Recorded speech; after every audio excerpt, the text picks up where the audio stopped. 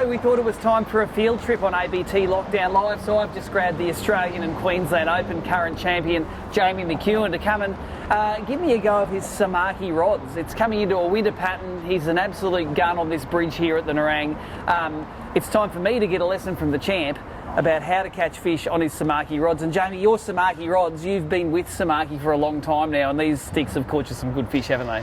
Yeah, I've really seen them progress from where they used to be to where they are now, with the version 2s of everything coming out, and Josh has done a great job on refining everything. You'll notice if you've had Samaki rods in the past, if you go to the newer models, they're so much lighter, so much finessier. They're just great rods, and one of the other great things about them is, like this rod here is the Zing Extreme version 2, 701.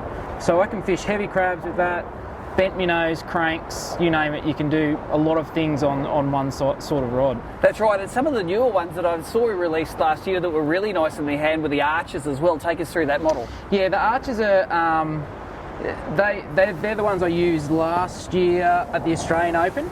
Yep. So that one's a 722, and you'll see all the components on them are just, they look good, they feel good, and they're not going to send you bankrupt if you buy a couple. Yeah, they're definitely a light rod in the hand, and we saw these things in action at the Australian Open last year down at Sydney Harbour, reefing those bream out of what you've renamed Pig and Sow's Reef, even though it's called Sow and Pigs, mate. That's it. So look, we're at the Nerang River this morning. We're 20 metres from the boat ramp at the famous Nerang River Bridge. Jamie, run us through what we're looking for this morning. We've had a little bit of a sneak around and found which set of pylon the brims are sitting on.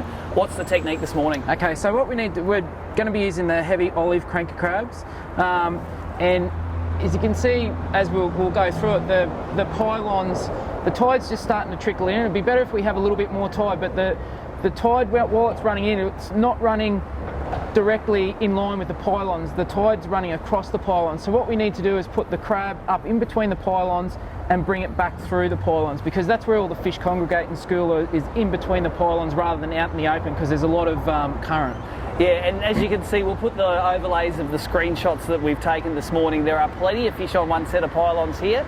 We're going to throw these cranker crabs in on the Samaki rods and just see what damage we can do. We may as well take you all fishing on a Friday night on ABT Lockdown Live. Hey, there he is.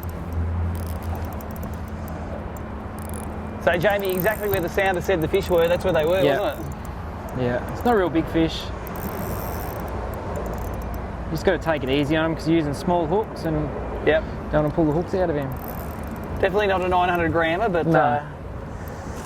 It'd be in a bag in a tournament, mate. For sure. When tournaments start again, you're on there. Yeah. That's a bag filler.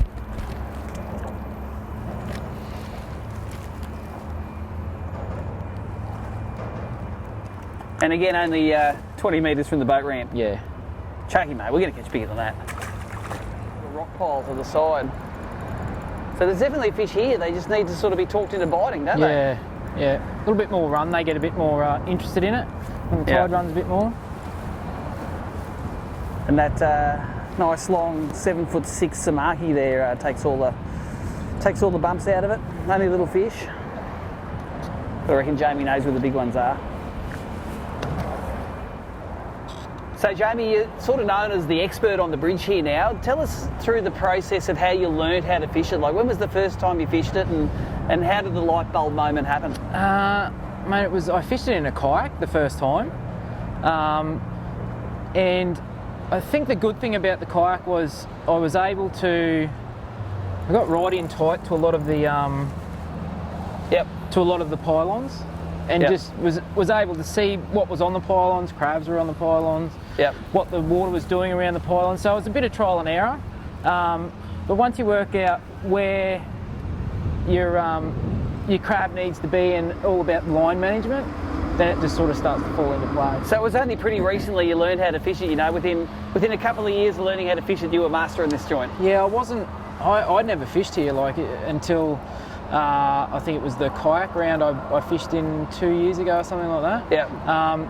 And I put the kayak in here at the boat ramp and thought, I'll have a fish on the bridge, knowing that it was close to the start. And Yeah, I've just fallen in love with it ever since. Yeah, It's been a go-to spot for the last couple of years. We now. nearly need to write Jamie's Bridge on you, don't we? No, anyone can fish here. There's been plenty of people I've brought here, and plenty of people fish here while I'm here fishing as well. It's there's enough fish here usually for a lot of people to sort of not get in each other's way and still be able to catch fish. So. Well, it doesn't affect your results, does it? Like, No. A lot of people will come here, you'll catch 4 kegs, everyone else will catch 2 kegs. What's the main mistake they make? I think line management and not putting their lure in the right place. Yeah. Can't be scared. No. And the thing is, it's not really, like you see, guys that I've brought here on my boat have gone, what are you doing throwing in there? But if you watch the current, I generally throw it in between the pylons, and the current will bring it straight back down, so it's not going to wrap around. The worst thing you can do is go up on the forward side of the pylons where the current is and throw along the pylons, because your crab or your lure is just going to go straight into the oyster. Yep. So if you know where the fish are holding in the pylons, and what you need to do is put your lure in that spot and keep in that spot as long as possible. Yep. Well, we're going to fish this for a few more minutes, mate, but then we're going to go to another one of your favourite spots, the trawlers, and see if we can belt a few on aquas on these these Samaki rods. Should be fun.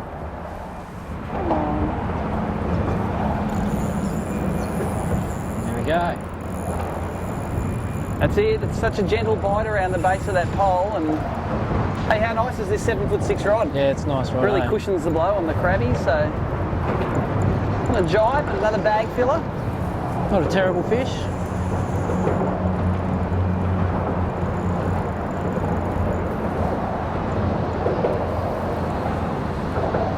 There's those down there. And with that, I think it's time we went and gave the trawlers a pounding, Jamie. I think so. Fat little winner fish. So, Jamie, of course we can't go past the trawlers without having a cast, mate. So we thought this might be a way to finish our session today. Tell us what the go is here. There's some boats pumping in behind us. It's a whole lot of commercial boats. Tell us how it sets up, mate. It's there really isn't anything special about fishing here. We're using aquas on 1/50th jig heads. I've got 6-pound fluorocarbon leader, probably 8-pound braid again, and I use the 7/6 Samaki rods, just so they've got a little bit in the tip, but you can put a bit of hurt on them as well if you want to pull it out. Well, this is an interesting situation. I'm fishing mine on a hidden weight system. I very rarely fish an aqua on an open hook, but I think in this sort of situation here, mate, there's nothing really much for them to, for you to get snagged around. So let's we'll get the aquas out and see if we can get those Samakis a final bend for the day before we go and start making ABT Lockdown live. All right, mate. Tell us when we're ready to get in there. Righto, if you want to go in there, I'll go up to this one. Oh no, not casting too well there, but there you go. Right in the action. There's water pumping out the back of these boats, and Jamie's on straight away. That was worth the stop.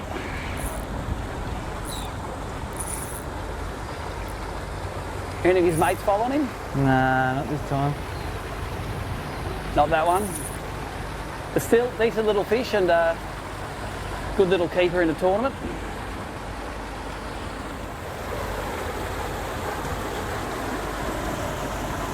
Well, there you go. There you go. And Jamie's on again. Look at him, I can see them all in that stuff that just got thrown over. I'm going to be a part of that. Oh, there's one's got mine already. Look at them all coming up to the top there, eating the scuzz.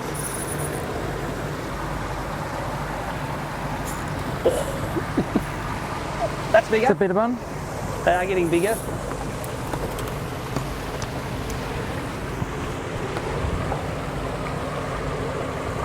Look at them there, eating old mate's leftovers. Oh, there's one eating the aqua leftovers. Smallest one in there, but this is why this spot was such a popular joint in the worlds. Yeah. The guys from all parts of the world would come over here and throw in an aqua, and there were plenty of bream in here to get them involved. And there you go.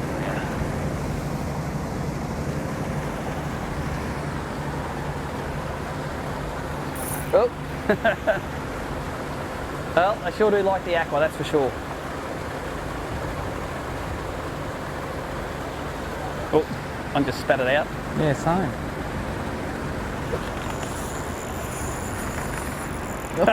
That was around my line. That's where the aqua went. So that's probably the quickest ever limit on the Gold Coast right there, mate. Yeah. There's about 5 legals in about 5 minutes. Yeah. We're going to keep on fishing now, but we're going to go back to the studio now on ABT Lockdown Live and maybe finish up this show.